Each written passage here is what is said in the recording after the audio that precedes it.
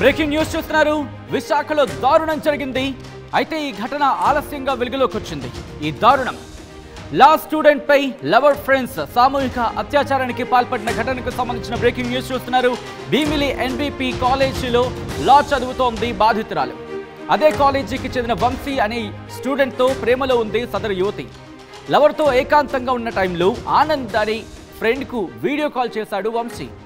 Video call record చేసి యువతిని blackmail చేశాడు వంశీ అండ్ ఫ్రెండ్స్. ఆనంద్, రాజేష్, జగదీష్ ఆ తర్వాత యువతిని బెదిరించి అత్యాచారానికి పాల్పడ్డారు వంశీ అండ్ కో. దానికి సంబంధించిన బ్రేకింగ్ న్యూస్ చూస్తున్నారు. వంశీతో పాటు 4 నిందితులని అరెస్టు చేశారు పోలీసులు. దానికి సంబంధించిన బ్రేకింగ్ న్యూస్ చూస్తున్నారు. విశాఖపట్నంలో దారుణం జరిగింది. దానికి సంబంధించిన విజువల్స్ మీరు చూస్తున్నారు. విశాఖ పోలీస్ స్టేషన్కి చేరుకుంది ఈ కథ. విశాఖలో ఆలస్యంగా వెలుగులోకి వచ్చింది ఈ దారుణం. లా స్టూడెంట్ పై లవర్ ఫ్రెండ్స్ సామూహిక అత్యాచారానికి పాల్పడ్డారు. భీమిలి ఎన్వీపీ కాలేజ్లో లా చదువుతోంది బాధితురాలు. అదే కాలేజీకి చెందిన వంశీ అనే విద్యార్థితో ప్రేమలో ఉంది ఆ యువతి. అయితే లవర్తో ఏకాంతంగా ఉన్న టైంలో ఆనంద్ అనే ఫ్రెండ్కు వీడియో కాల్ చేశాడు వంశీ. ఈ వీడియో కాల్ రికార్డ్ చేసేయడం ఆనంద్. అంతేకాదు బ్లాక్మెయిల్ చేశాడు ఆ యువతిని. ఈ అంశానికి సంబంధించి వీడియో కాల్ రికార్డ్ చేసి యువతిని బ్లాక్మెయిల్ చేశాడు వంశీ అండ్ ఫ్రెండ్స్. ఆనంద్, రాజేష్, జగదీష్ వీళ్ళు కూడా ఆ కోలో ఉన్నారు, వంశీ అండ్ కో.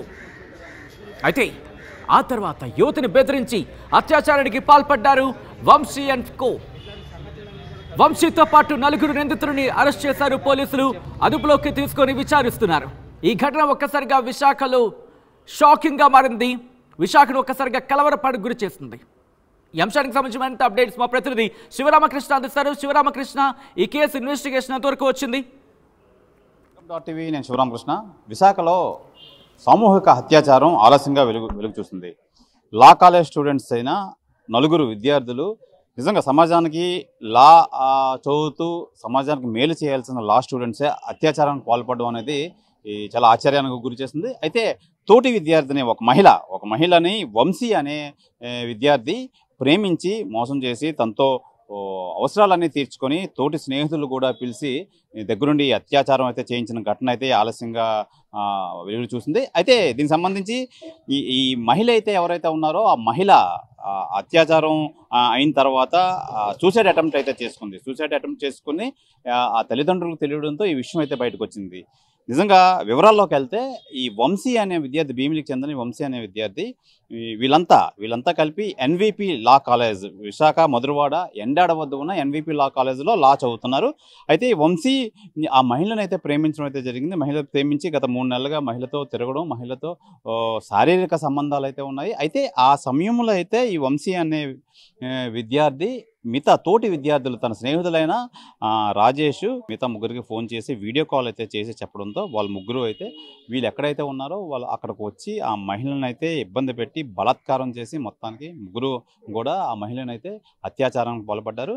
అత్యాచారం పాల్పడి తరచుగా ఆ మహిళను అయితే శారీరకంగా కలుద్దామని చెప్పి రమ్మని అయితే వాళ్ళు ఇబ్బంది పెడుతున్న నేపథ్యంలో అయితే ఈ అమ్మాయి అయితే ఇంటికి వెళ్ళి ఈ అత్యాచారానికి నన్ను ఇబ్బంది పడుతున్నారని చెప్పి మనస్తాపానికి గురయ్యి ఆత్మహత్యగా అయితే పాల్పడింది.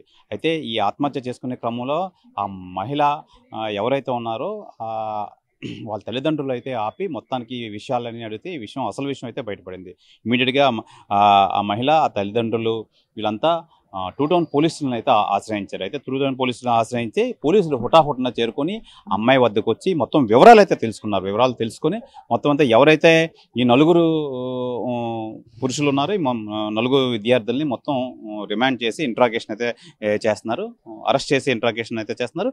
అయితే ఈ నేపథ్యంలో ఇది ఇంట్రాగేషన్లో ఉంది. దయచేసి ఈ మహిళకు సంబంధించి, అత్యాచారం సంబంధించి ఎటువంటి విషయాలు అయితే బయటకు రాకుండా జాగ్రత్తలు అయితే పడుతున్నారు పోలీసులు. ఏదేమైనా ప్రస్తుత రోజుల్లో, ఈ రోజుల్లో కూడా అందులోని లా విద్యార్థులే ఈ అత్యాచారానికి పాల్పడడం అనేది ఇందులో గమనార్హం. ఏదేమైనా ఇది చాలా ఘోరంగా నిర్ధారించారు పోలీసులు. ఇమీడియట్గా వాళ్ళని అయితే అదుపులో తీసుకొని వాళ్ళని విచారణ అయితే తెలియజేస్తున్నారు. విచారణ చేస్తూ తదుపరి ఏ యాక్షన్లు అయితే సిఐ ఎవరైతే ఉన్నారో 2 టౌన్ సిఐ తిరుమలరావుని అయితే అడిగితే 369 అయితే కేసు అయితే నమోదు చేసి వాళ్ళపై ఎఫ్ఐఆర్ అయితే నమోదు చేశారు. ఏదేమైనా ఈ అత్యాచారం అనేది చాలా ఆలస్యంగా వెలుగులోకి వచ్చింది. వాళ్ళ మీద యాక్షన్ తీసుకుంటామని చెప్పి అయితే పోలీసులు అయితే తెలియజేస్తున్నారు. ఇది ఈ సామూహిక అత్యాచారానికి సంబంధించి విశేషాలు. కెమెరామెన్ అజయ్తో Shivaramakrishna TV, Visakha 2 town police station నుంచి.